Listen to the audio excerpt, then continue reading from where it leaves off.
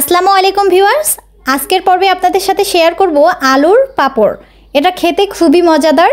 আমার মতন আপনারাও কিন্তু যখন বাসায় গণহারে আলু পোস্তে শুরু করবে সেখান থেকে ভালো অংশটুকু কেটে কেটে কিন্তু এইভাবেই আলুর পাঁপড়টি তৈরি করে ফেলতে পারেন।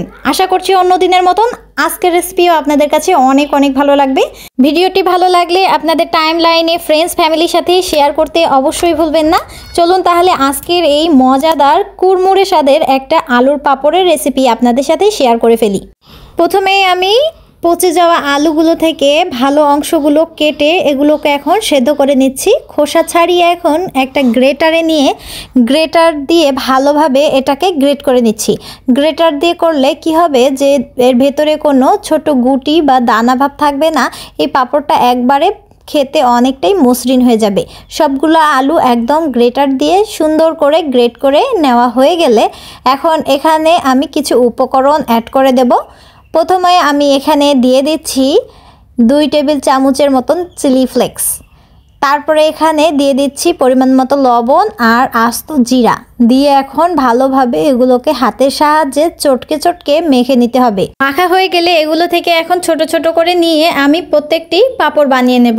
পাঁপড়গুলো আমার কাছে খেতে বেশ ভালোই লেগেছে, মন্দ ছিল না। আপনারাও একবার হলেও ট্রাই করে দেখতে পারেন, আপনাদের কাছে কেমন লাগে সেটা দেখতে পারেন। এখন ছোট ছোট করে দিয়ে আমি এগুলোকে এক একটা করে পাঁপড় বানিয়ে নিচ্ছি। সেজন্য আমি একটা পলিথিন নিয়েছি। এই পলিথিনের ওপর সামান্য একটু তেল ব্রাশ করে নিচ্ছি যেন উঠানোর সময় সুন্দরভাবে উঠে আসে। এখন এটাকে মাঝ বরাবর দিয়ে সাইড থেকে আবারও পলিথিনটা উপরে দিয়ে একটা প্লেট উপরে বসিয়ে দিয়ে হাত দিয়ে একটু চেপে দিচ্ছি। হাতের প্রেসারে এটা কিন্তু একবারে রুটির মতন গোল হয়ে গেছে। আপনারা কিন্তু আপনাদের ইচ্ছা মতন এটার সাইজটা করে নিতে পারেন। আমি একটু বড় সাইজ করে নিয়েছি।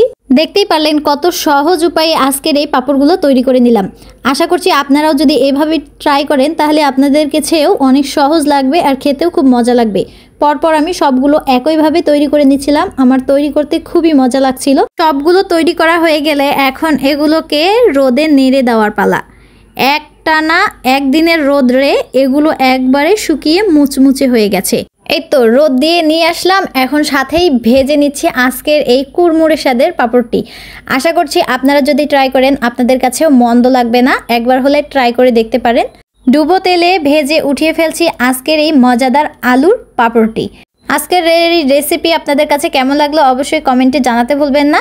আর এরকম নতুন রেসিপি পাওয়ার জন্য পেজটা ফলো দিয়ে অবশ্যই পাশে থাকতে হবে। তাহলে আজকের মতন এখানেই আমি বিদায় নিয়ে নিচ্ছি। সবাই সুস্থ থাকবেন, ভালো থাকবেন। আল্লাহ হাফেজ।